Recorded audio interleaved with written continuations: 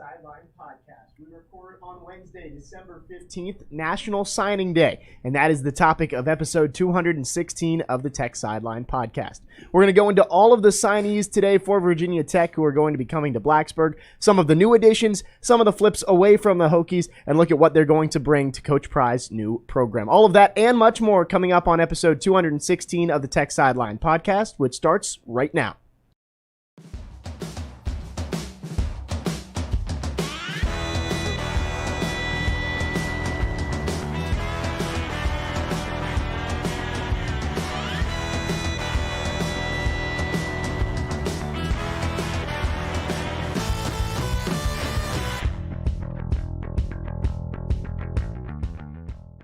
Welcome into episode 216 of the Tech Sideline Podcast. However you're listening, whether that's archived on Amazon Music, Apple Podcasts, Google Podcasts, Stitcher, or SoundCloud, or if you are on our YouTube channel. If you are, please like, comment, and subscribe to the Tech Sideline YouTube channel. And if you're in the live stream, leave a comment or question for Will and Chris, and we will get to those with Katie at the end of the show.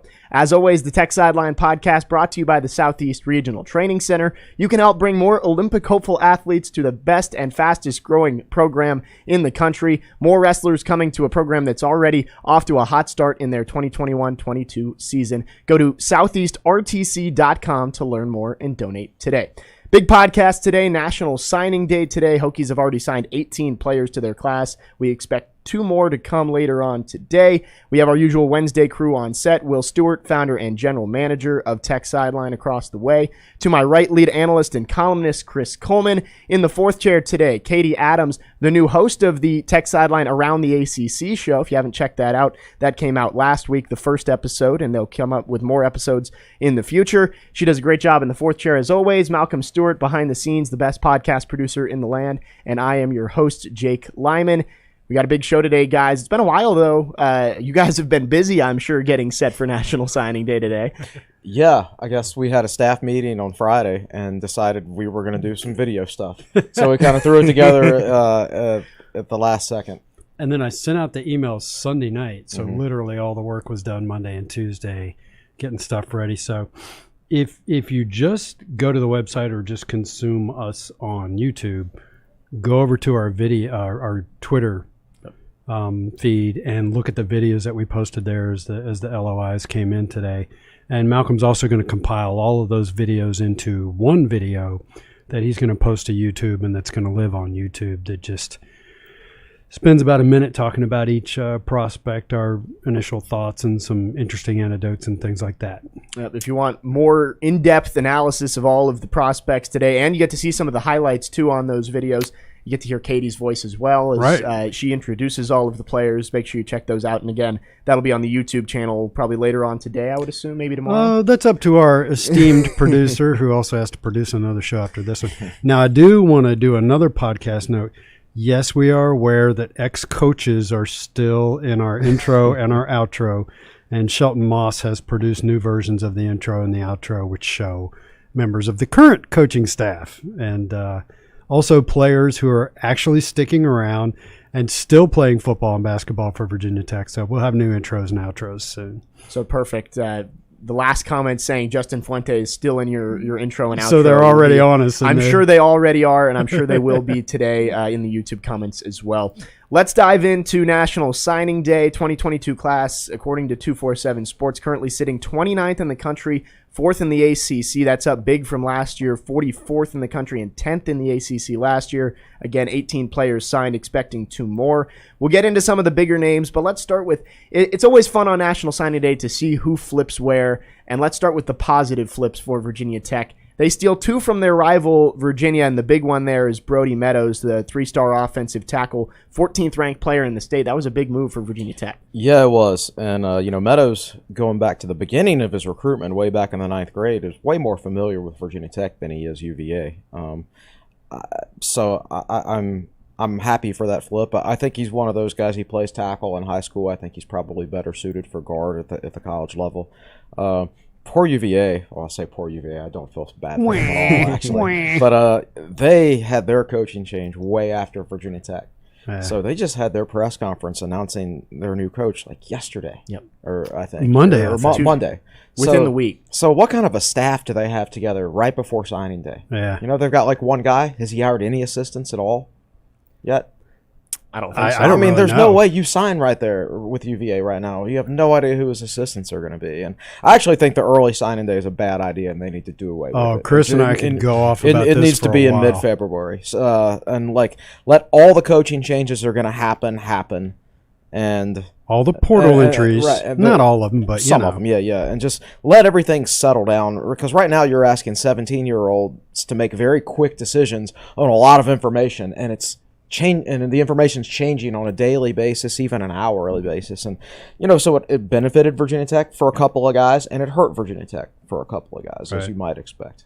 And we'll dive into that with the flips that went the other way for Virginia Tech. Tough to recruit guys when they don't know who their offensive coordinator is going to be, or their quarterback coach, or their running backs coach, right? And we'll get into that with Alex Orji and Ramon Brown in a little bit here. Another UVA flip. Keyshawn Burgos decommitted from UVA, I want to say last night, maybe the night before. It was a couple days ago. I think it was also Monday. And then he signed with Virginia Tech as well today. 3-star edge rusher, who another big addition for Virginia Tech, and always good to take him away from Virginia when you get 2 in one day. It would be interesting to know, he's been committed to UVA for a long time, and J.C. Price has been at Virginia Tech for this entire year now. Why did it take so long for Virginia Tech to offer him? Was he not a fit for the Justin Hamilton scheme, but he's a better fit for the Brent Pry scheme? Or did he just blow up as a senior? And Virginia Tech really started to like him after they saw some senior film. I saw him at the Tech Wake Forest basketball game a couple weeks ago on his visit, and he's a big guy with long limbs. He's an all-state wrestler. I think he was state champion and wrestler. Some people were talking on our recruiting board today, and I'm trying to remember exactly what the poster said. He said he saw Burgos wrestle in an event, and the opposing team would not send their heavyweight out to wrestle against him because they didn't want their heavyweight to get hurt. And the guy said, having seen him wrestle, that was a really smart move. Yeah, so wrestlers generally understand leverage. So he's going to come in with a better understanding of leverage than most freshman football players. I've heard he got a great work ethic too. Of course, I don't think you can be a state championship wrestler and not have a great work ethic. Wrestling is, and I think wrestling is, if not the hardest collegiate sport, one of the hardest. No doubt. For sure. Because of having to cut weight, and it's just a brutal. Well, let's not get into that. Let's do signing day. I like talking about wrestling. We won't do that. Well, we love talking about wrestling. Tech Sideline Podcast brought to you by the Southeast Regional Training Center. One more addition. I don't believe he's officially signed yet, but Hunter McLean, offensive lineman, teammate of Gunnar Givens, who was the highest-ranked Virginia Tech signee today from Lord Botetourt. So another addition on the offensive line. That seems kind of like the trend for Virginia Tech today is they signed a lot of guys in the trenches. A lot of linemen. I have not had a chance to actually watch his film or anything like that. I know that's a well-coached program. I know they've got a great strength and conditioning program. So, he'll come into Virginia Tech pretty well prepared from a work ethic standpoint about what it's like on a daily basis to build yourself into a football player. So I'm pretty sure he was pretty excited. Like, he was going to go to Richmond. He was committed to Richmond. He was committed to Richmond. And then all of a sudden, out of the blue, I guess not out of the blue, because like Tech had been recruiting him as a preferred walk-on. Yeah. And I'm sure they've been talking to him for the last couple of days. And, it might have come down to you didn't know what Ramon Brown was going to do. You didn't know what Alex Orji was going to do. How many spots are you going to have? And if they leave, you've got a spot, right? Right, exactly. So, I think they just sent him an LOI today. And can you imagine getting that offer on signing day that you never had, and you never had it before from the school that you really want to go to? So a couple things. He committed like late morning. So, Katie, can you do us a favor and watch Twitter? And the reason I say that is he hasn't sent his LOI in yet. Gunnar Givens has. Yes. But Givens tweeted yesterday that he was going to do a signing at 2:30 today. And we went live with the podcast right around 2:30. So I wonder if they're doing the school thing and that he's going to sign his LOI today, McLean. And I would assume that's probably the case. And then the other commit who has not signed yet, Malachi Madison, I believe he said he's doing something around 2:30-ish as well. I looked through his Twitter feed and didn't see anything. Maybe not. Yeah, so he's the only commit right now that we don't know officially what he's doing. Two have already pushed back their commitments to February, but we'll see what happens with Madison as well. 3 additions today so far to the class. It feels like there's going to be more heading into that February signing day, especially with some of the depth issues at certain positions. Could be transfer portal, could be some commitments from high school as well. I would say it's going to be both. Probably with a lean towards the transfer portal, to be honest with you. I think you identify positions of need. Like if a high school wide receiver wanted to commit right now, yes, I would take him. Yep. But like if another defensive tackle wanted to commit, probably not. It looks like we got plenty of those, right? So I do think Tech will, especially as they continue to assemble their staff and bring in new coaches, they're going to see how the dust settles after signing day, see who is still out there unsigned, and then evaluate those guys and see who's a fit for their scheme and system and everything like that. So we've gone through some of the positive flips. Let's look at some of, we don't need to say negative, but flips away from Virginia Tech, and they were 2 pretty highly touted recruits. We'll start with Ramon Brown. He was the 11th ranked player in Virginia, running back out of Midlothian. He commits to Maryland last night, and he signs with them today. Tough loss for Virginia Tech, but also looking, you put this in your article on techsideline.com, a pretty good replacement for him as well in Bryce Duke out of Northern Virginia. I mean, what was it, like 95 career rushing touchdowns for Bryce Duke, over 6,000 rushing yards. Yeah. Did he run for 2,800 rushing yards this season? This season. Yeah, and like 36 touchdowns this season, or was it more than that? It was, I think it was 36 rushing and another 5 receiving this year. Yeah, I think that's something like 6,400 yards in his career. Yeah, his numbers, they don't even look real. They're video game numbers. Yeah, they really are on JV level. And Pry, when today at his press conference, Brent Pry said that when he came in and he was getting the lowdown on the recruits and he saw Bryce Duke's numbers, he said, "Are those real?" So is that legit? And Duke won the All-Met Offensive Player of the Year, Washington Post All-Met Offensive Player of the Year. That's a huge honor, and it tells you a lot about his talent. It is, and I don't like losing Ramon Brown or Alex Orji, but put yourself in their position. Let's say you accepted a job with a company, and like a couple weeks before your starting date, the CEO got fired, and the new CEO came in and fired everybody. All the like vice presidents. all the department heads and everything. And then he calls you up and said, "Yeah, I still want you to work for us, but I don't know who your boss is going to be in your department. And by the way, and I'm not going to be able to hire him until after until like 2 weeks from now, but you have to sign next week. I mean, that would be a very, very difficult situation for you to go into. And you've got other offers from other companies. And you have other options, exactly, where you do know who your boss is going to be. Yeah. And you put it in your article looking at the breakdown of the roster and scholarships heading into signing day. That running back room is very crowded right now. I've never seen what was it like 11 or 12 scholarship running backs, something like that out of 85 scholarship players, right? What's the percentage on one that? out of every 8, which is 12.5% of your scholarship You players. put one running back on the field at a time. You know, they have more running backs on scholarship than they do wide receivers, and you put 3 wide receivers out there. Of course, that's why we see like so many tight ends in the slot and everything. Yeah. Tech doesn't have enough receivers, and none of the running backs are in the portal. We thought there would be this rush to the portal by running backs. There's going to be some that's about to be in the portal. Sure, but they've already got all kinds of other players in the portal. But we thought the running backs would be leading the way, going, I'm out of here. No doubt. You know, it hasn't been the case so far. And with such a logjam at running back, it does make sense to see Ramon Brown leave for a Maryland program with a little less depth at that position. But if you haven't seen the Bryce Duke video that these guys did, looking at his highlights on the Twitter page, watch that one. I watched all of those videos, and his highlights stood out the most.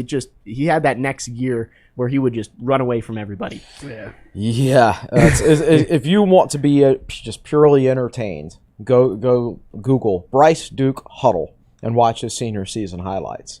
They're pretty incredible. Because we only include about a minute of the highlights in our little blurb that we did. His is probably like 10 minutes long at least on his huddle.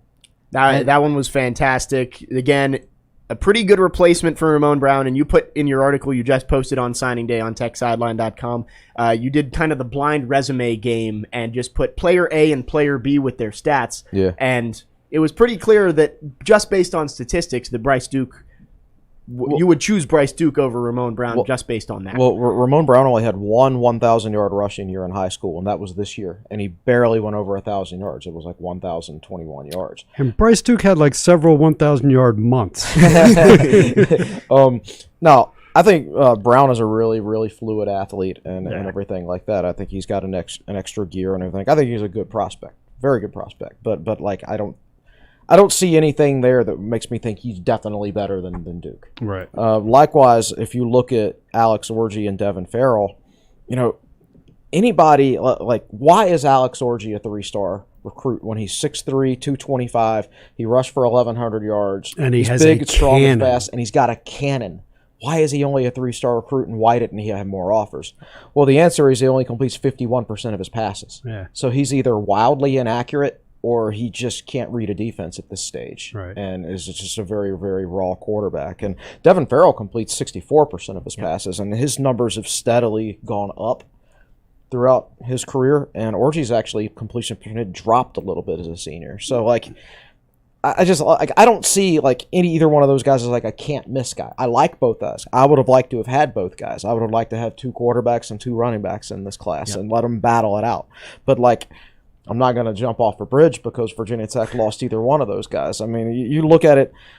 I did research for my article today for the like top 10 recruits in the state for 3 classes: 2016, 2017, 2018. You should subscribe just for this article alone. So that's 30 total recruits from those 3 classes that constituted the top 10 recruits in the state.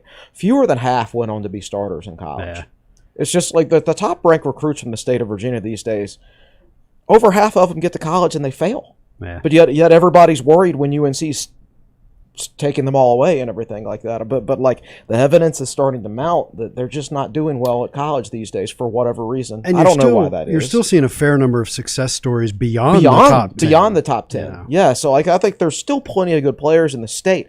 It's just when people pull up that rankings list, they're not necessarily looking at the right spots because those top players aren't doing much. I mean, I kid you not. One of them quit the team during the middle of a game this past year at Ohio State. Yeah. He marched off the field in the middle of the game. So top 10 kid went to Ohio State, and you're like, oh, we lost that kid to Ohio State. What's wrong with our coaches? I'm sure they would have recruited him if they could have, but this is a kid who stormed off the field in the middle of the game. Right. It's two of those guys got kicked out of Florida State.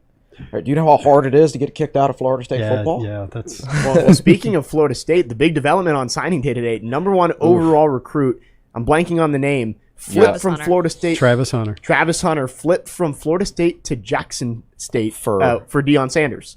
For a multi-million-dollar NIL deal, apparently. With Barstool, I believe. With Barstool and a gaming company. I can't blame him. Yeah. I can't blame either. I'm pretty sure, you wouldn't need to pay me to not go to Florida State. No. What's he going to miss out on by not going to Florida State? $1 million. I mean, Florida State, well, I'm sure Florida State had a pretty substantial offer as well in NIL deals and all of that as well. So, yeah. But the thing is, it's not just Florida State. He's from Georgia. It was his team that beat Devin Farrell's team in the state championship game this past weekend. So he's either number one or number two in the country. But he had offers from Georgia and Alabama and everybody. So it's not just everybody's making fun of Florida State because he was previously committed to Florida State. But it's all of them. But I mean, yeah, he picked Jackson State over all of them. Yep. Yeah. Yeah, and I guess having Deion Sanders as your head coach can pay off at times. And I've said a million times, I don't have the brain to figure out all the moving parts in college football now and NIL and what it's going to do. So you hear a story like this and you think, oh, that's an earthquake that's changing college football. Maybe not. The Barstool founder, and I forget his name. Dave Portnoy. Yeah, that's it. He is basically a personal booster of Deion Sanders. And I've seen him describe himself this way, on Twitter, that he's a Deion Sanders booster. He's not a Jackson State booster. He's a Deion Sanders booster. Yep. So this guy just wanted this kid to go to Jackson State, is what it seems like to me. And he has nothing to do with Jackson State. And I banned a guy from our message boards who was repeatedly posting that Tech should have hired Deion Sanders. But the real reason I banned him was he took out 2 different accounts and was posting it with 2 different accounts. So maybe he had a point. I don't know. But at any rate, yes, that's you get that Barstool money. That's it's just like kicking Florida State when they're down, which I don't mind because I don't like Florida State. Right. But at the same time, they're taking some unnecessary heat today from their fans, and that's just something that it happened to everybody, like you said, not just Florida State. And if he was willing to leave Florida State for Jackson State, there's a chance he would have left him for Alabama or Georgia too, which probably wouldn't have garnered the same response. And ultimately, if you lose a recruit due to NIL money, these days you have to look in the mirror as a fan base and say, what are we doing? Why? Now, of course, this is a special situation where but generally speaking, if you lose a recruit to NIL money these days, it's because the other school's fans want to be better at football than you. And I don't want to make this an NIL podcast. Yes. But in case you haven't heard, there's a Texas fan/booster who started a nonprofit, and that nonprofit is taking donations from the public, fans. And his goal is to pay every offensive lineman at the University of Texas $50,000 a year of NIL money. The details are fuzzy, but he means every scholarship offensive lineman and every walk-on offensive lineman as well. $50,000 just for, I guess, going to practice every day and being a student and saying, I'm an offensive lineman. So, again, I don't want to turn it into an NIL podcast. But it is changing the game, as we saw today. Again, Travis Hunter transferring, and we mentioned that he beat Devin Farrell in the Georgia State championship game. Let's talk about Devin Farrell. He is the, I guess, replacement for Alex Orji in this class at quarterback. You would love to have both, but Devin Farrell, a good player, and you've compared him to Trace McSorley. From a size standpoint, that's probably who Brent Pry would, as soon as he sees him, who would remind him of because he had exposure to McSorley, obviously, at Penn State. McSorley was 6 foot 182 coming out of high school, and he was 6 foot 202 during the draft. Farrell's 6 foot 192 is what he's listed as right now. I don't know. He's one of those guys who I think has had good coaching in Georgia. I could see it working out. I don't think I wouldn't. Some people will automatically dismiss him because of his size. I would not, because so many guys his size have had success at quarterbacks. I mean, he's bigger than Bryce Young, or about the same. And we like Demetrius Davis, who's roughly the same size. Right. Yep. So, but at the same time, it doesn't work out. Maybe you can look back and say, he wasn't quite big enough. I don't know. Yeah. But I'm not going to dismiss him just because of his size. I think Orji was intriguing to people because of his size and overall athletic ability. I think right now at this point in time, Devin Farrell is more advanced as a quarterback from pure quarterback skills. Now, how that translates to the college level, I don't know.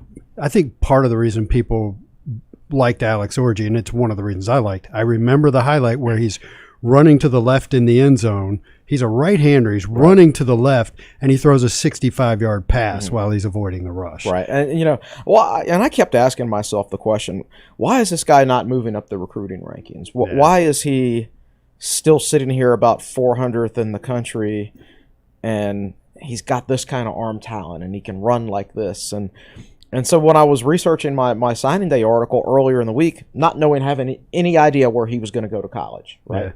Yeah. I looked up his numbers on Max Preps and saw that he only completed 51.4% of his passes. That's why. Yeah. I mean, with his physical skill set, if that number was 60%, he'd be a top 100 recruit easy. And this is in a state, Texas, where we've said many times that we feel defense is optional. Correct. The defense is at the high school level in the state of Texas. In my opinion, I've seen some film, like watching Demetrius Davis's film, and the defenses were just... And that shows in the Big 12, where defense is optional. That's the theory. So I do want to jump back a little bit in the conversation. You've used the word replacement twice. I don't want people jumping on you. No, Bryce Duke was not a replacement for Ramon Brown. Yes. They were both recruited at the same time. Yes. It's just a word that's a word I was using, kind of like we have a lower option that can go up, at least in the according to the rankings. Yes. Right. Big names that were committed to Virginia Tech that ended up signing today. Obviously, the highest-ranked player, 7th in the state, Gunnar Givens, listed as an interior offensive lineman initially, but it looks like he's going to start on the defensive line. Do you think that's the right spot for him? No. We're going to find out. We're going to find out. I'll be honest. I was fine with it in Hamilton's scheme. Yep. And like this past summer, like he kept losing weight. He was dropping from like 290. He went from 290 down to 275. 275 or something like that. And like I had heard over the summer that he wanted to play on the defensive line at Virginia Tech. But even with his signing day ceremony, when it was televised or streamed or whatever, the 247 national guy who was doing it was just talking about offensive line. And there's Givens on the video feed with him, and I'm sitting there thinking, Gunnar Givens wants to play defensive line, and here's this guy right next to him talking about offensive line the whole way, and I felt kind of bad for him. Now, to be fair, all recruiting services listed him as an OL. And they still do. And when we did our little video, we called him an offensive lineman. Yeah. Virginia Tech calls him a defensive line. I have had him listed as a jumbo athlete in our system since I know, the summer. and I changed it. Yeah, right. Had Katie say offensive line. But I think we changed it back today. We did. Yes. Now I think I don't think he's as good a fit as a defensive lineman in Pry's scheme as he would have been for Hamilton's. I think he's a better fit as an offensive lineman in this level. That's my honest opinion. And if he asked me, I would tell him that. And I could be completely wrong. You never know. I think, but I would have told Wyatt Teller the same thing. It's similar to the Wyatt Teller story. And I think Wyatt Teller took him a semester to figure that out. And of Jeff Grimes trying to slowly but surely every day trying to convince him to move to the offensive line. He finally did, and then Jeff Grimes left. But at any rate, thank you, Jeff Grimes, for your one contribution to Virginia Tech football. Was a Dwayne Brown-like move that paid off. Yeah, it did. I mean, do you know Dwayne Brown was a tight end here? Yes. He actually had a touchdown caught catch. a touchdown pass he that did, game from Sean Glennon, right? Yeah. So I'm just he's going to be one of those guys. I know since he's the highest ranked guy in the class, people would be expecting something early. Yeah. But I think because he looks like he does. Right. But my opinion is he's going to start on the defensive line and then eventually move to the offensive line. So I'm not expecting fireworks early in Gunnar Givens' career. Yeah. Very happy to have him because I think he's a really hard worker in the weight room. I mean, you can look at him and tell it. And the fact that like he dropped from 290 to 275 because he wanted to be or wants to be a college defensive lineman shows you a little bit about his work ethic and everything right now. I don't know that he's a schematic fit for this class. For his sake, I hope he is, because I hope he gets what he wants. Because if he turns out to be a great fit, then you've got a great defensive lineman on your hand. And one of the things I like about this class is I'm counting in my head. I'm not good at this stuff. 4 players from Southwest Virginia. You've got Givens, McLean from Botetourt High School. You've got Meadows from Graham. Mm-hmm. Or am I making someone else up in my mind? Benji Gosnell. Benji Gosnell, yes. Who's kind of from Virginia. Yeah. But grew up at Pilot Mountain, North Carolina. And where's Burgos from? Is it Burgos Richmond, from? Matolica. Okay, right. But I've been guilty of saying that this part of the state doesn't produce college football players anymore. Mm. They're signed. We'll see how their careers go, but it's nice to have athletes from this part of the state that the coaching staff feels is worthy of a scholarship offer. Yeah, and it's kind of like it's good for the guys who are native Virginians, but for the other guys, it's kind of a special situation. Like Gosdom moved here within the last year from North Carolina. Yeah. The McDonald twins from Salem, Jordan and Jaden, they moved to Roanoke from North Carolina. So it's not like this area is actually producing. Oh, they are in some cases, of them, yes. But over half of the guys that are from this area who've signed in the last 2 years have actually been from out of state, and they just happen to move here. All right, yeah. Which I will still. Are we going to remember that? You're going to remember it 15 years from now. Well, and Brent Pry did say during his press conference today that he thinks the transition from defense to offense is easier than offense to defense, so that's maybe why he's starting Givens on the defensive line. Mm-hmm. Did you guys see the video that Hokies football tweeted out today of the FaceTime with Pry and Price and Gunnar Givens? Like you said, he has a great work ethic. I had already been to the gym before, even on signing day. Pry asked him, have you been to the gym already today? Yeah. Signing day, you don't give yourself a break. So definitely good stuff there with Gunnar Givens. Again, the highest ranked recruit who signed today for Virginia Tech. And let's not forget that Katie made out 100 birthday cards for Gunnar Givens. She did. And with that, let's talk to Katie. Let's get her segment in the fourth chair. Well, in the spirit of National Signing Day, I wanted to take a look back at our all-time commit list for Virginia Tech football. There's a lot of really great names and maybe a couple busts. So I have the top 25 all-time commits listed. Okay. 3 names that Hokies fans were very excited to get on this list and who are current players include Devin Hunter at 6, Dax at 21. Wow. And then Jaden Payute barely outside the top 25. He's 26. Mm-hmm. Wow. Basically just wanted to ask what your thoughts are on the development of these 3 players, because Dax obviously has the most playing time, but haven't really seen what we thought we were going to see out of these 3. Well, Payute's been hurt so much, and overall, I don't. But is that all it is? No, it's not all it is. Okay, don't get wound up. I don't think our wide receiver development has been great. Are you sure? We haven't heard this from you before, Chris. Hunter is a really, really good athlete. Yes, has not developed at the rate you would expect, but at the same time, have our safeties developed either? Tech's best safety this year was developed at Vanderbilt. Yeah. And you've seen some guys whose like PFF grades from year to year, like Jamari Connor's PFF grades have dropped off 12 points since he was a sophomore to now. So it's not only that guys aren't developing; some of them are getting worse. So I don't know whether you put that on Devin Hunter just not being that great, or whether he's just not being developed properly. Chris's voice has dropped to almost because I would go on a rant about it because there's no need anymore. But you've ran that staff is gone. You've ran it before. But you know what I'm saying. And like Dax's numbers, his PFF grade was about the same this year.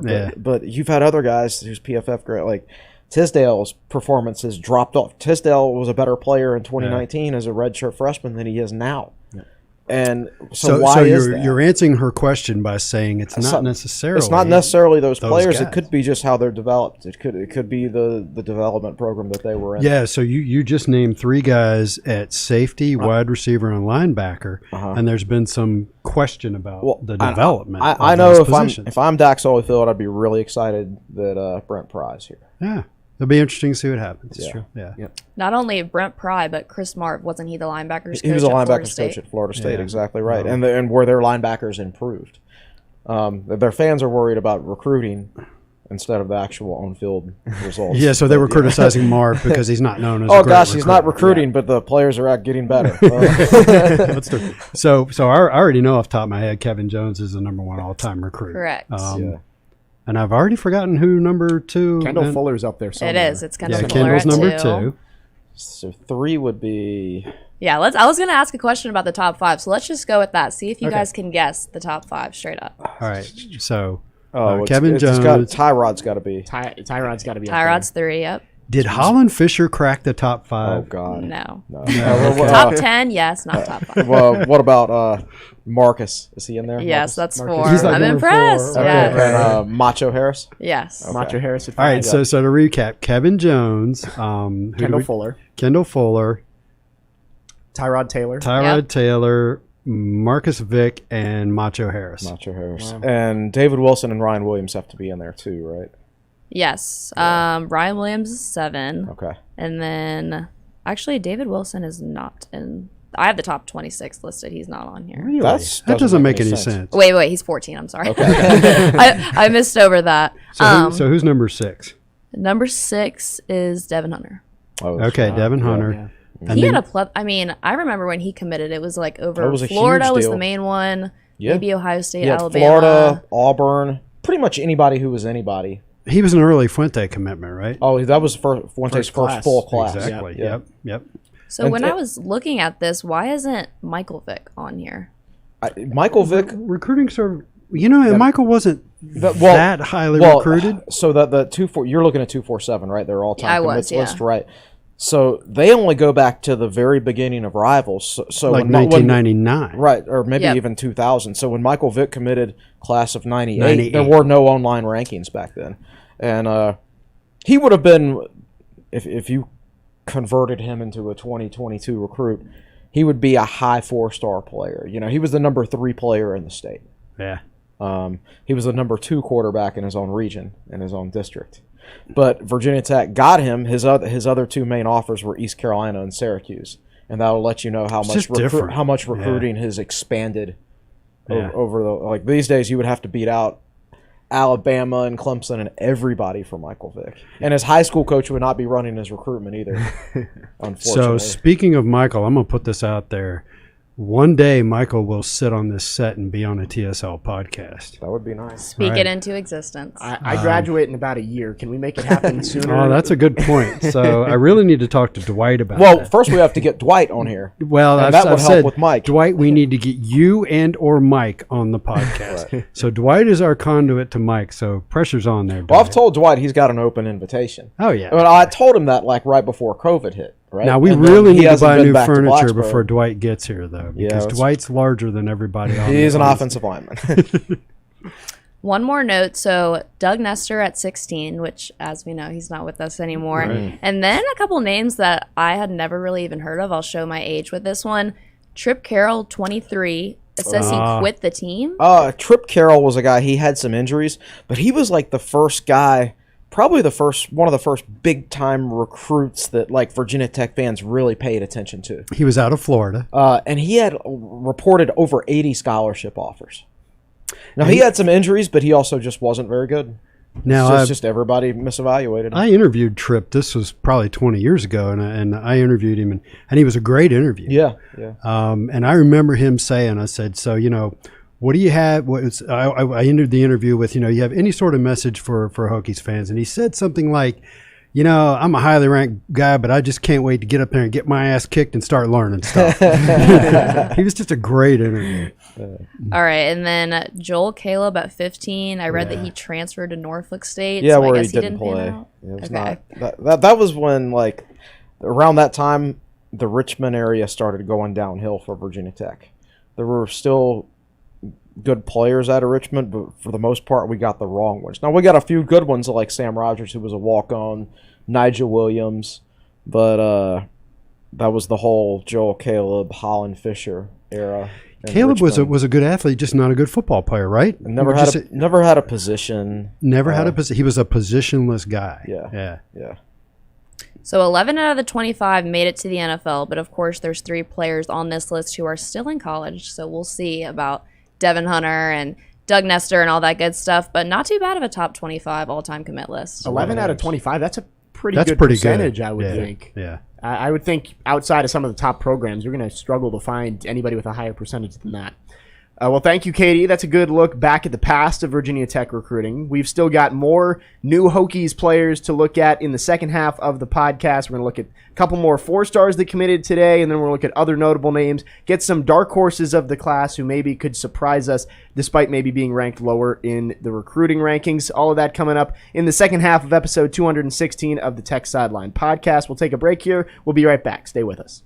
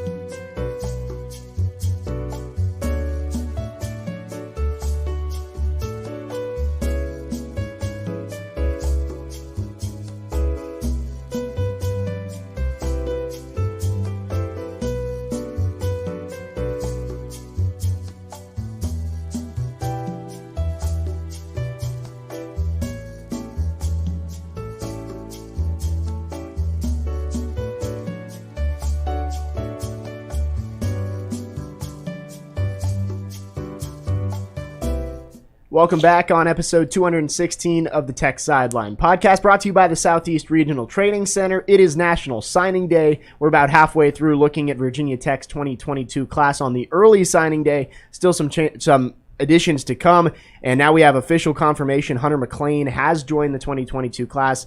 The Lord Botetourt offensive lineman just signed his LOI. Before we get back into talking about the class, if you are on YouTube, be sure to like, comment, and subscribe. And if you have a comment or question in the live chat, get those in now, and we'll get to those at the end of the show with Will and Chris and Katie in the fourth chair. We talked about one of the 4 stars who joined this Virginia Tech class. There's 2 more. Benji Gosnell, the former Ohio State commit, is the next highest rated, 12th ranked player in Virginia, 6'5", 240 out of Carroll County. And he just committed to Brent Pry, the first commit to Brent Pry. He signed his LOI today as well. I like him because I think he could also play linebacker. I think he's a naturally aggressive guy, stays low when he tackles. Still, he's a tough guy to evaluate because you just watch his film and he is literally a man among boys. It's those guys have no chance to play against him out at Carroll County. He sent a lot of kids home crying. Yeah, it's one of those things on Monday. You turn on the film and you're like, oh, I got to play against that guy this week. That's not going to be fun. But so yeah, I mean, he had a bunch of offers. He's a highly ranked guy. Yep. I think he seems to have the mentality and everything like that. And I think he could potentially play linebacker or even defensive end, depending on where he's needed. The concern really is level of competition. So that doesn't mean he won't be a great player. It just means he's hard to evaluate. Yeah. And he had a knee injury, tore his ACL this past season. So I think he played in 3 games as a senior. That's right. So he's enrolling early. He's one of 12 guys that are enrolling early. So he can come in and he's already started his rehab and everything like that. But he'll get to come in and learn the system early. And those 12 guys coming in early, that's big, especially with a new coaching staff, getting those guys in for spring football. I think so. It's going to be huge. Have we got the list, David? Where do we have the list of the 12 guys? Andy better tweeted it. So we want to read that off during the podcast because that's almost hot off the presses. It's lukewarm off the presses. I will find it right now. Well, we have the 4th chair here. She can look it up. We do. If Katie, if you want to look that While up. you continue to guide the I show. can keep guiding the show. This Katie. is why I envisioned the 4th chair for stuff like this. This is perfect. This Repeat is exactly what, I'm what Will for, dreamed something of. from Andy Andy Bitter. better tweet about the 12 Wonderful. early enrollees. Okay. Well, while she's grabbing that, final 4-star who signed with Virginia Tech, cornerback Cam Johnson out of Baltimore, Maryland. You said in your little clip for the Twitter that he could be one of the best players in this class. Yeah, so if you go and you look at our tweet where we talked about him sending in his LOI, it's just Chris and I talking. Yeah. There are no highlights of Cam Johnson. And I just want to throw out there that I made that decision because he hadn't posted anything since his sophomore year on his Huddle profile. Yeah. And I didn't even look at him. I could have looked at him and see how they look, but I'm like, no, this kid's 2 years older now. I don't want to put up 2-year-old highlights. Yeah, that's not fair to the player. But very highly ranked guy. His team plays a national schedule. St. Francis Academy, I think it's something like, gosh, I put the numbers in my article today, and I don't remember what they were, but it's something like 8 of 20. Oh, it's 40% of the top 20 in Maryland go to St. Francis Academy. So he plays against top competition every single day. Yeah. And then in his high school they play a national schedule. Like they opened the season this year on national television against St. Thomas Aquinas in Florida. I watched the game while I was at the gym. It was on TV, so cool. I watched the game there. And then they ended the season by beating IMG Academy on the road. Do you know how good you have to beat IMG Academy? Wow. So this dude plays against the top talent every year. I'm really glad to get him in the program. I think he'll have an understanding from day one of work ethic, of time commitment, level of competition. He's probably had a lot of competition in practice for his spot. Yeah, absolutely. Yeah.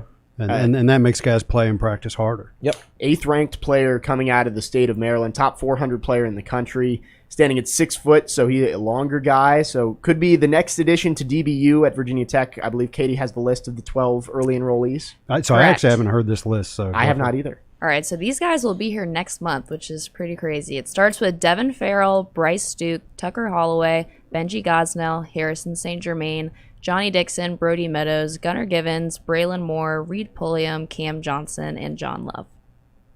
That's a pretty solid very cool group. that Farrell's going to be here. Yeah, absolutely. And anytime you can get a quarterback in early, I think it's great. And my man crush in this he class, might get here before his quarterback coach gets here at this point. my man crush in this class is Bryce Duke, so that's very cool that he's going to be here. There we go. So we got those 12 and a lot of the higher ranked players coming in early, as well as, again, getting a quarterback in, always important. Let's talk about some other notable names in this class, all 3 stars. We've talked about Rashad Purnell a lot over the last couple of weeks. You said he could be one of your favorite players in the class, mostly because he goes to Highland Springs, which you're very fond of their coaching. I am very fond of their coaching. I think Lauren Johnson has proven wherever he's been. He won state titles in Northern Virginia. I think he was at Stonebridge or something like that, maybe, or Manassas. I don't remember, but he won it in Northern Virginia. Then he moved to Richmond, took over the Highland Springs program, and they've consistently been the best program in the state. They got a really good coaching staff. Derek Hopkins is one of their defensive line coaches, so I know he gets really good coaching. I know he'll be really well prepared. I watch him, and I think he's just more advanced with his hands and understands staying lower and everything like that than most defensive line recruits. Highland Springs has a 2023 defensive line recruit is the same way. You just watch him, his really active hands. Yeah.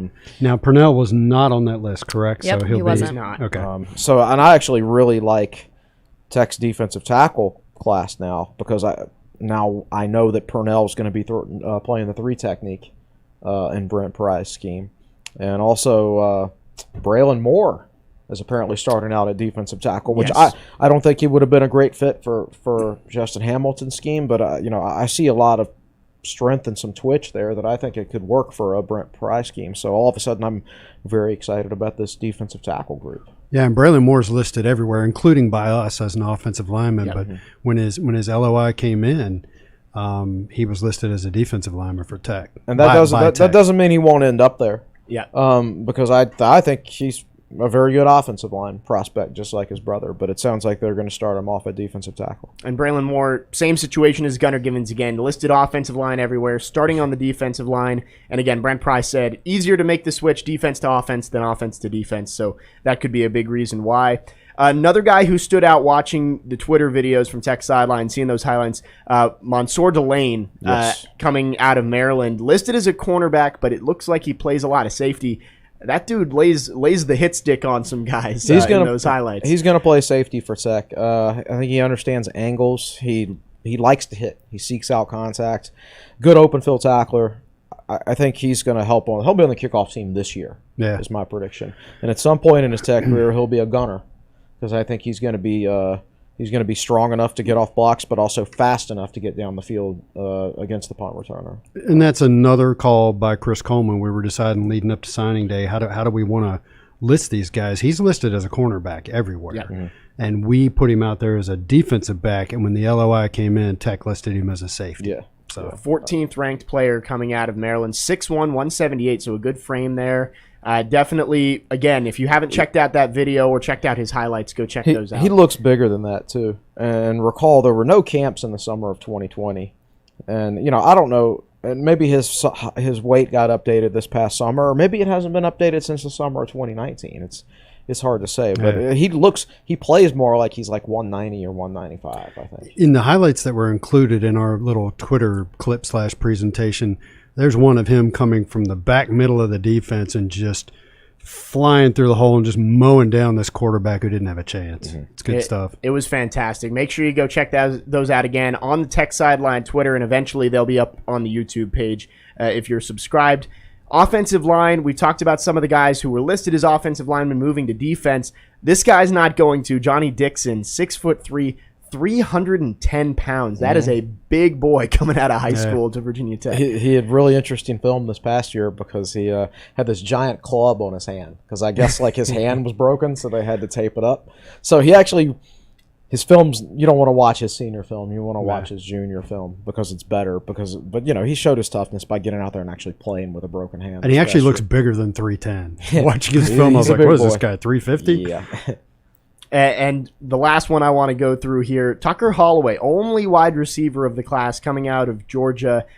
He had some pretty big offers as well, and that's a thin position coming into the spring, so this was much needed to keep him in this class. Yeah, Vandy tried to put a late push on him, and I want to say like Tennessee maybe, or Florida, or somebody was very interested.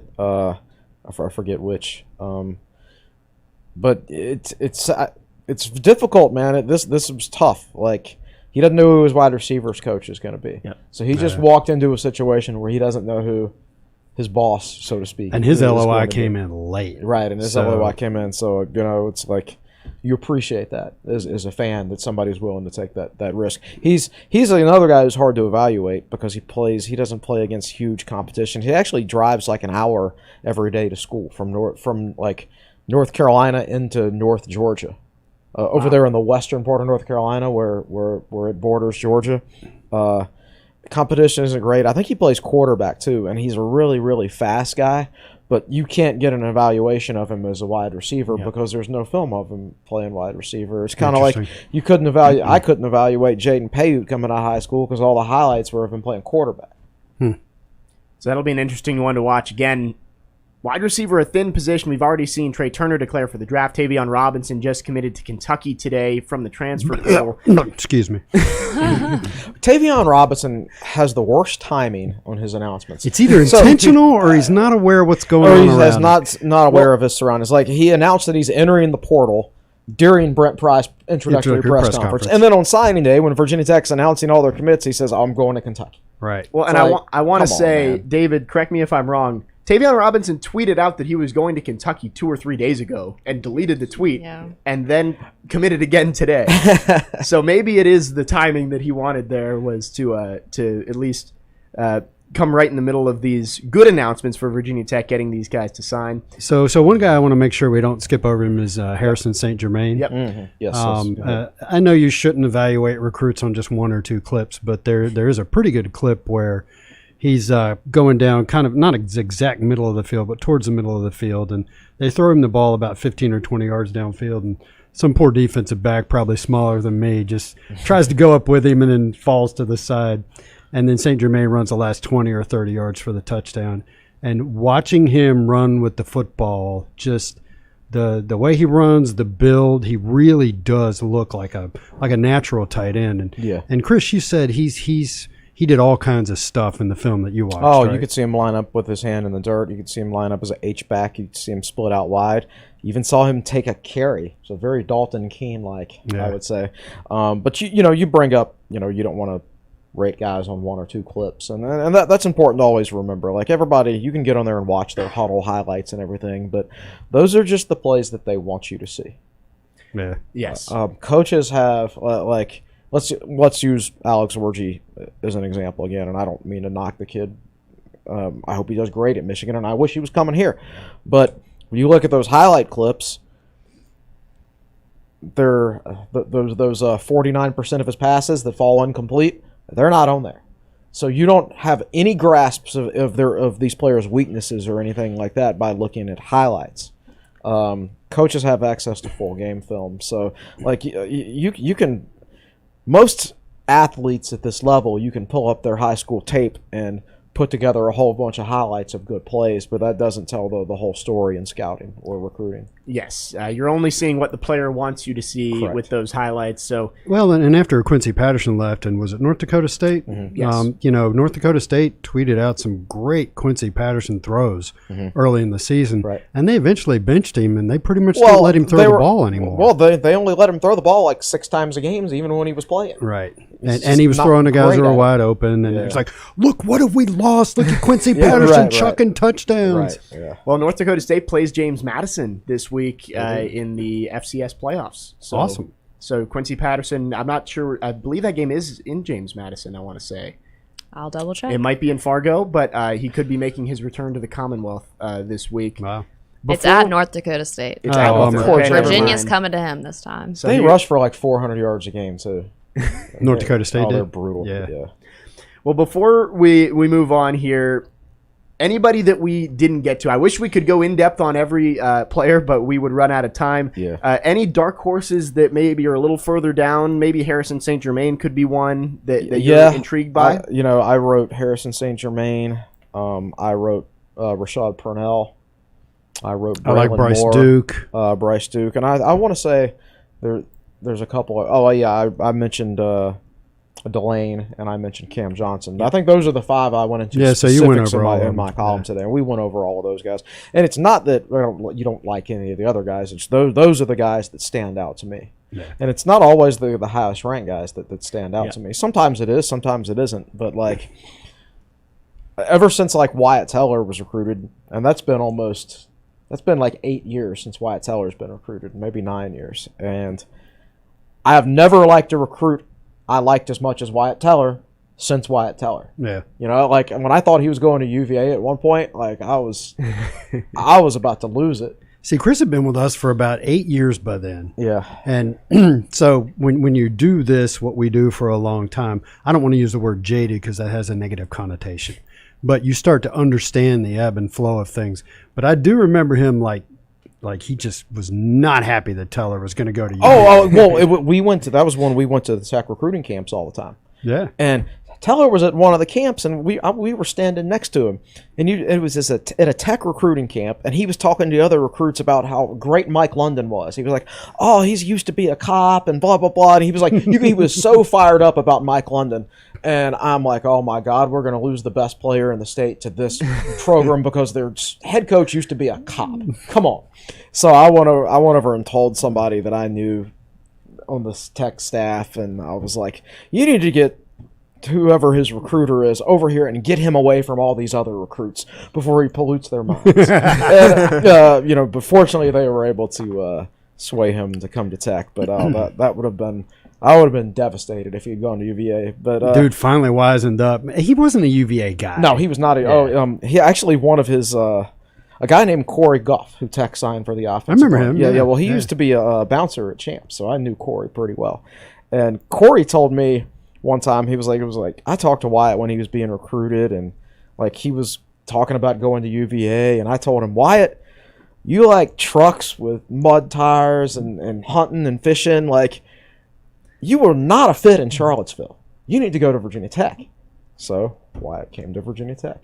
And Corey, who never really developed in anything here at Tech, may have altered the course of Virginia Tech football, not as a player, but as by saying that one thing to Wyatt Teller. That's right. Well, and Chris Coleman turned out to be right about Wyatt Teller. I've never liked anybody as much since. For those who don't follow the NFL or maybe haven't seen his highlights, look up Wyatt Teller highlights, which you usually won't see for an offensive lineman in the NFL, but some of the pancakes that he throws around. I think he's the only player the only high school player I've ever looked at and been 100% convinced that he was going to be a great college player. Right. Like maybe David Wilson was probably another one. Yeah. But even then, they were pitching to David on the outside.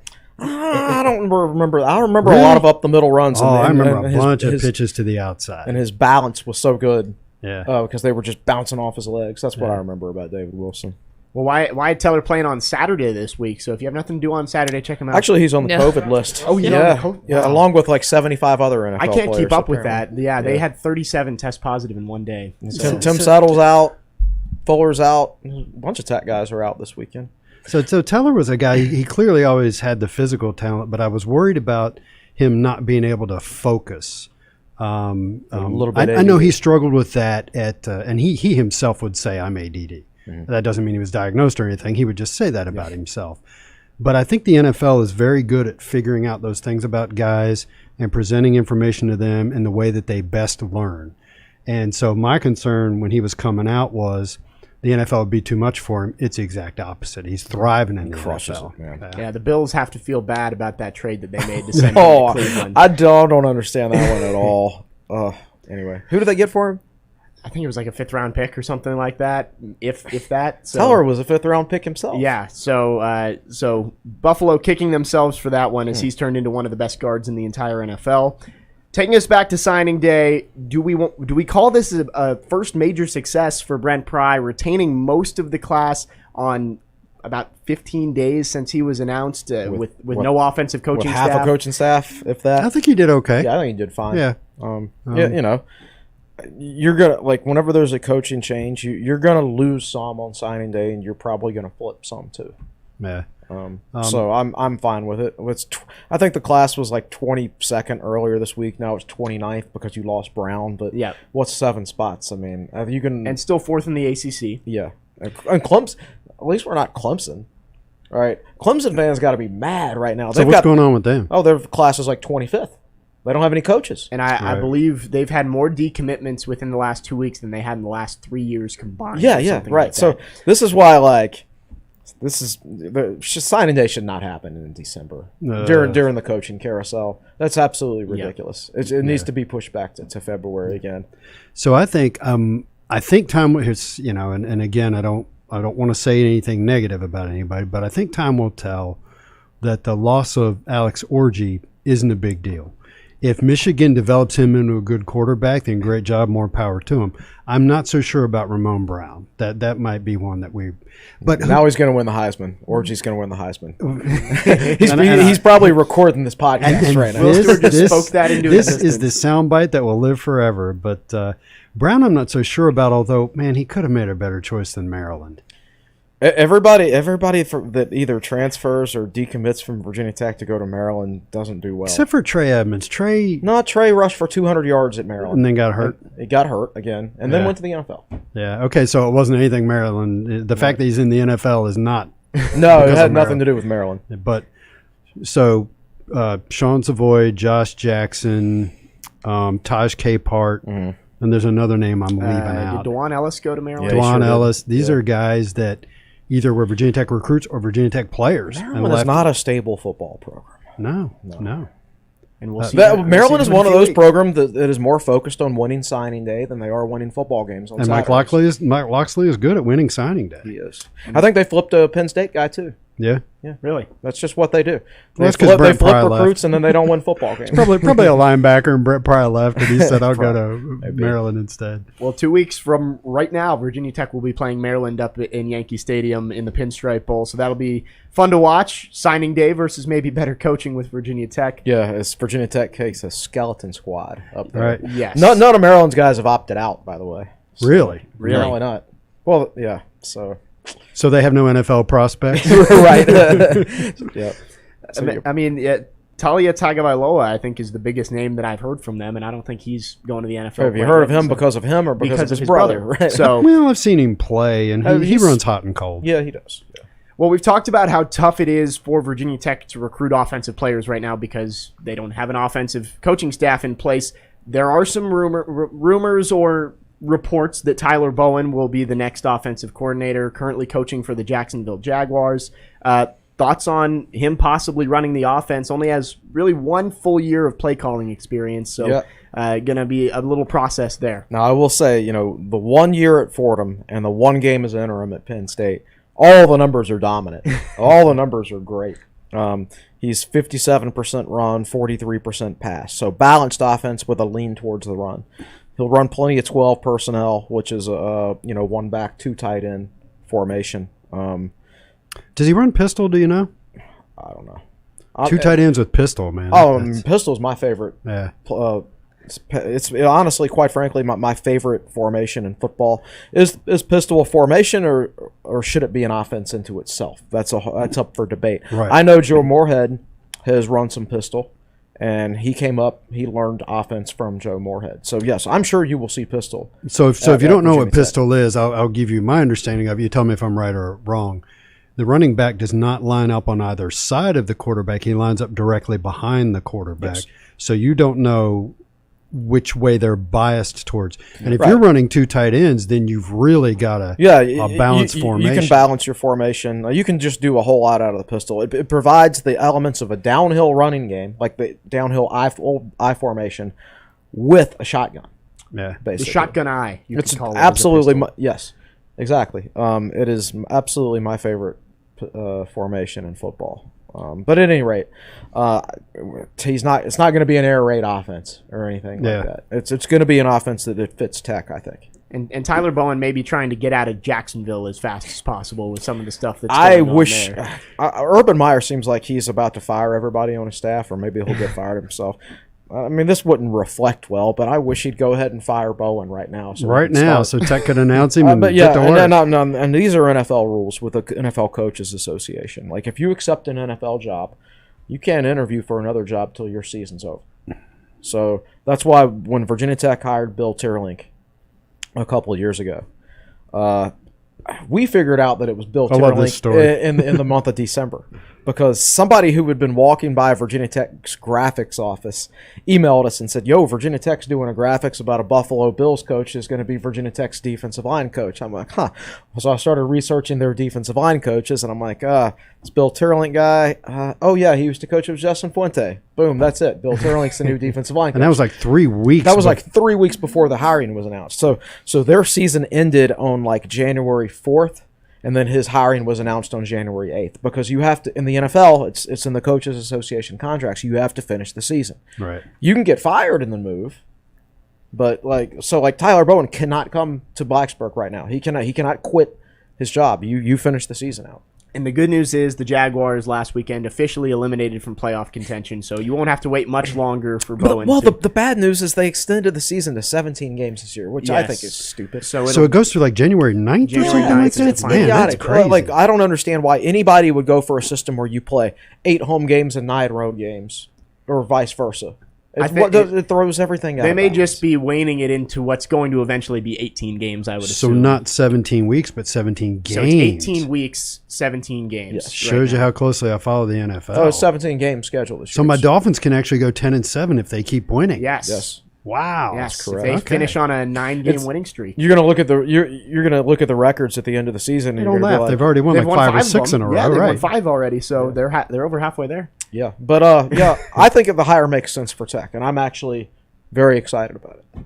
Are you concerned at all about the lack of experience at Yes. the top of this Yes, staff? I am. First-time Yes. head coach, first-time DC, OC, only 1 year of play. And both OCs are like 6 or 7 years younger than me. That's crazy. Both I'm not that old. coordinators. Or both Yes. coordinators. Yeah, not both OCs. Yeah, that's the biggest concern about out of the staff he's building is you're concerned that you'll be sitting here 2 or 3 years from now and they've been repeatedly schooled by older, more experienced guys. Yeah. And I don't want to insult Tech's coaches. I know that they know their football. Yep. And some people, we were talking about this at lunch, some people when they're young are good when they're young. Some of it takes a little time and you have to see some things. You know, these guys might be savants, you know, they might be the most awesome coaching staff ever, but I'm just saying that the youth is a concern. And Stu Holt coaching special teams, maybe bringing some of the experience that you would need on that staff. Plenty of experience, and he can slide in on offense at either tight ends or running backs, depending on the other offensive coaches that are hired. My best guess right now is he would probably coach running backs and Bowen would coach tight ends.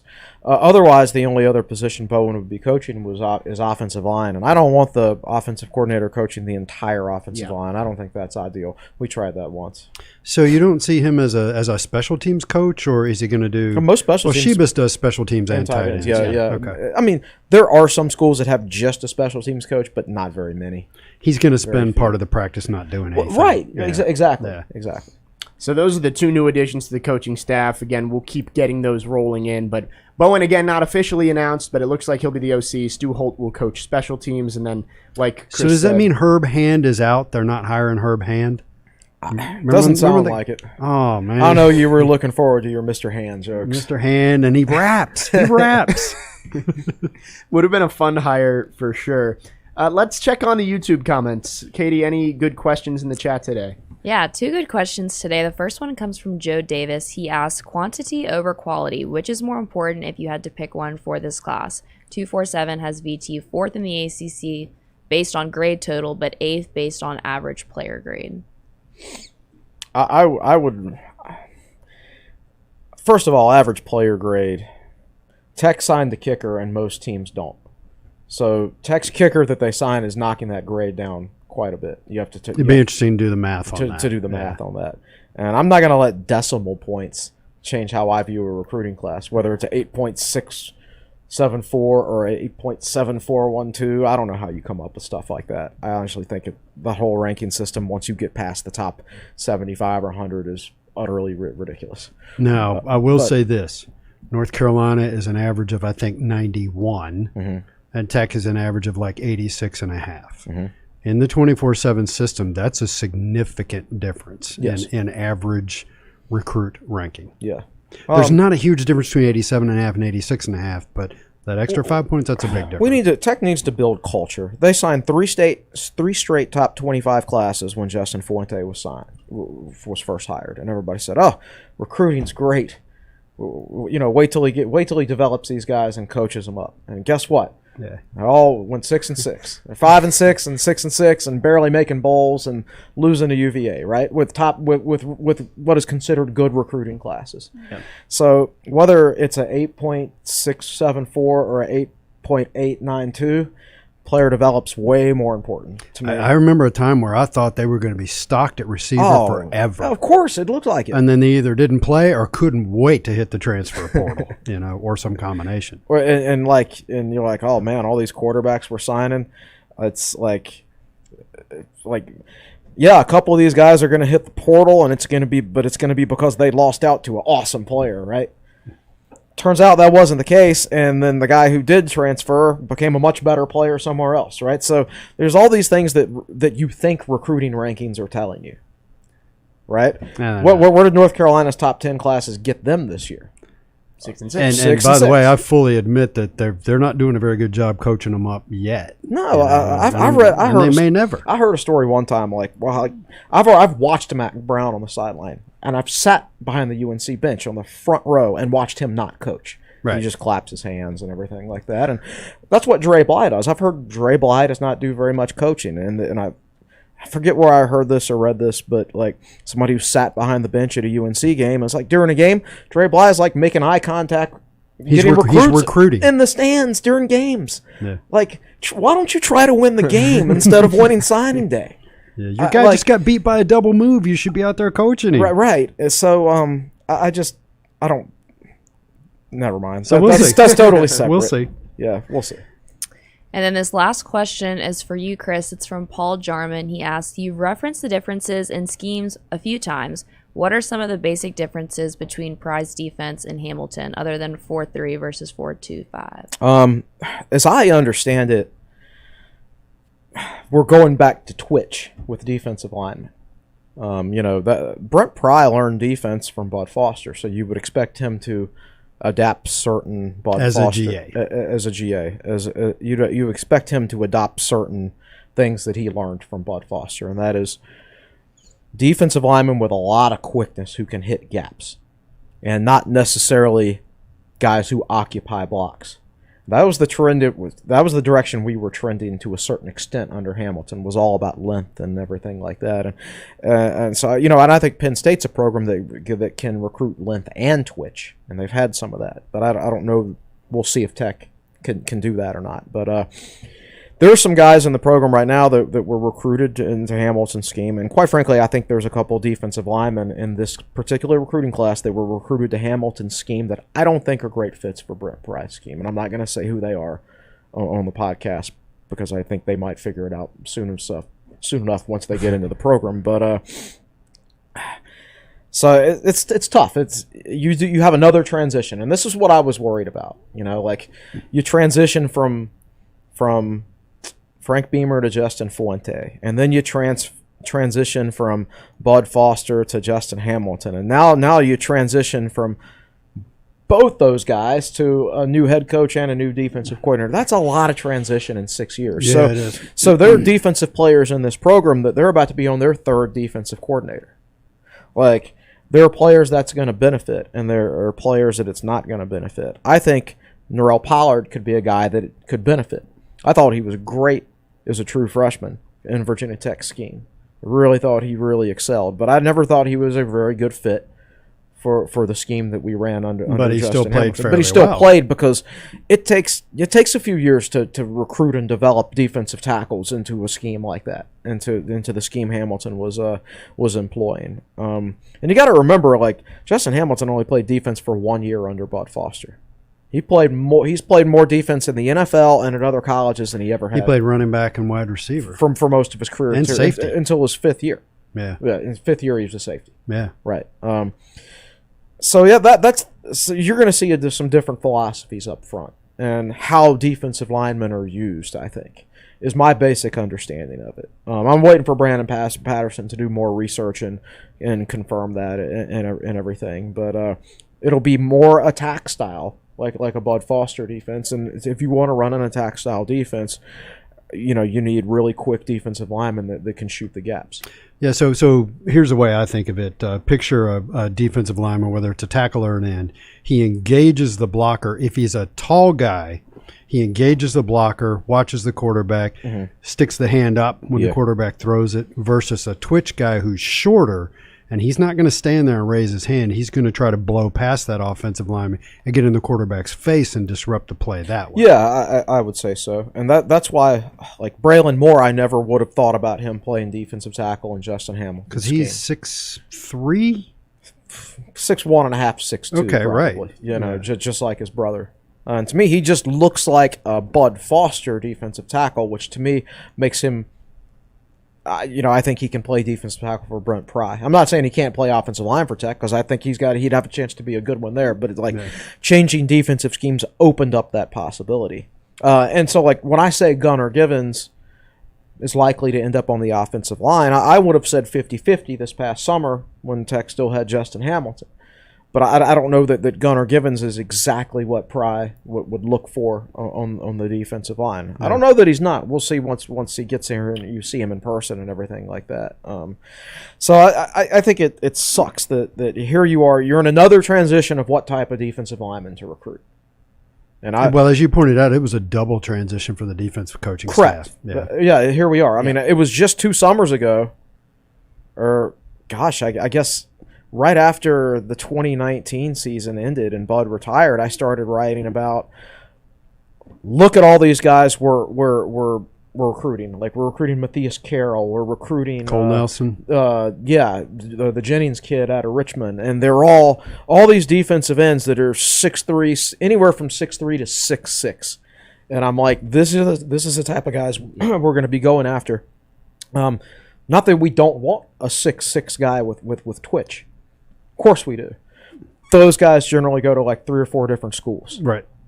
So now like, I would say that, like, it will impact which recruits you take. Like, I think Bryson Jennings, I really wanted him for Justin Hamilton's scheme. Really wanted. I think he would have been a great fit for Justin Hamilton's scheme. I don't think he's a great fit for Brent Pry's scheme. And I know his dad went to Tech, and not a lot of people would want to hear that and everything. But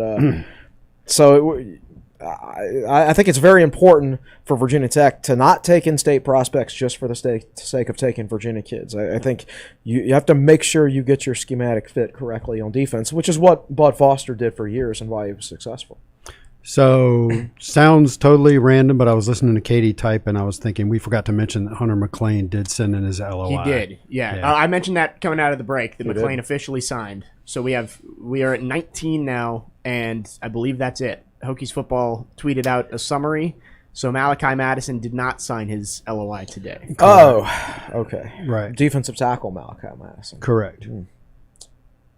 Interesting. And then we already have confirmation 2 commits are going to be waiting back until the end. I wrote this down somewhere. Xavier Chaplin is one. Mm-hmm. Daquan Wright. Daquan Wright is the other. And I don't blame those guys. You know, they want to see for sure that, like, if you're Daquan Wright, he's a tight end. Yeah, and he's also like a hybrid wide receiver type. He actually plays wide receiver in high school. Yeah. So you're going to wait and see who your coaches are going to be. I wish Ramon Brown had waited. But at the same time, like, Maryland's probably telling Ramon Brown, look, you've got your spot now, but we can't guarantee you it's going to be here in the February. Mike Lockley is a good recruiter, man. He knows what to say. Exactly. So I don't blame those guys. Yep. Continuing to feed into the thought that you think there should just be one signing day in February. I know. When everybody's got their staff set. My reasons are personal. To put us and I include coaching staffs in this too, to put everybody through the work of a football season. Mm-hmm. And that ends, and you're immediately into the work of signing day 2 weeks later. With a coaching change in between. No, that is exhausting. We did get it easy this year. Normally, there's always a basketball game on signing day. Whether it's in December or February, you're always like, yep, there's going to be a basketball game. I mean, those days suck. But they did not schedule a basketball game. Thank you, Mike Young, for not scheduling a basketball game tonight. Well, we do have a basketball game coming up Friday, St. Bonaventure in Charlotte. But you guys deserve a nice little break after signing day and the coaching change. What's coming up on Tech Sideline, Chris? I don't know. Well, Chris has got a huge article today about recruiting that's really interesting. Yes. Yeah. And you remember he talked about breaking down the top 10 in-state in 2016, 2017, and 2018. Right. That's interesting reading. I'll do a Friday Q&A. I'm sure David will do a basketball game preview. Or will you? Yeah, he said yes. Yeah, David is going to the St. Bonaventure Oh, yeah, that's game right. He's down going in to the St. Charlotte. Bonaventure game. We'll figure something out. I spent all week writing my article, which is huge for today, that I haven't had a chance to think about anything past today. Yes, lots of prep for signing day, and then basketball on Friday, St. Bonaventure. More signing day stuff from David Cunningham today, and then is there any women's games this weekend? They play somebody. Chris Hirons will let you know who they play, and he'll have a recap of that game on techsideline.com as well. At Florida State. That's their ACC opener, I believe? So ACC opener for women's basketball at Florida State. I need to update the next game info at the top of the women's basketball message board. I may have been a little wrapped up in this signing day stuff. And then there's the journeyman wrestling stuff starting next month. Yeah. Perfect. Yes. Sponsored by the Nobody Southeast heard Regional that, Training Center. by the way. Journeyman Wrestling starting on Sunday for Virginia Tech Wrestling. Again, trying to keep that momentum rolling. Top 10 program in the country right now. So lots coming up for Virginia Tech Athletics, but you guys can at least take your foot off the gas of the football train here for a little bit until the bowl game comes up. Right. So here's the pitch. Like the video, subscribe to us on YouTube, and also subscribe to the website. Go to techsideline.com, and there's a sign-up link up in the upper right-hand corner. And remember, the first month of a monthly subscription is free, and student subscriptions are free. So I recommend just taking out a monthly subscription, reading Chris's article, and going through the message boards and see what you think. I might take tomorrow off. Of course, if I do that, he'll probably hire a bunch of coaches and announce them tomorrow. Yeah. Well, just be around, be available. Well, at least National Signing Day is over. Most of the work for recruiting is done. Could see some changes heading into that February signing date as well. But that will wrap us up here on episode 216 of the Tech Sideline podcast, recapping National Signing Day. I want to thank all of you for listening and watching, and thank everybody on set. Will Stewart, founder and general manager of techsideline.com, at Will Stewart TSL on Twitter. Chris Coleman at Chris Coleman TSL on Twitter, lead analyst and columnist for Tech Sideline. Again, go check out that article up on techsideline.com right now for more in-depth analysis on signing day. In the fourth chair, Katie Adams always does a great job, and be sure to check her out on Around the ACC on Tech Sideline as well. Episode 2 of that coming out this week, I believe. So Today, coming out today. So check that one out later on. You can find her at Katie6Adams on Twitter. Malcolm Stewart, as always, working hard behind the scenes as he has all week, getting ready for National Signing Day. Appreciate him. I'm your host, Jake Lyman, signing off. Enjoy the weekend. Enjoy the basketball games, folks. We'll see you next time.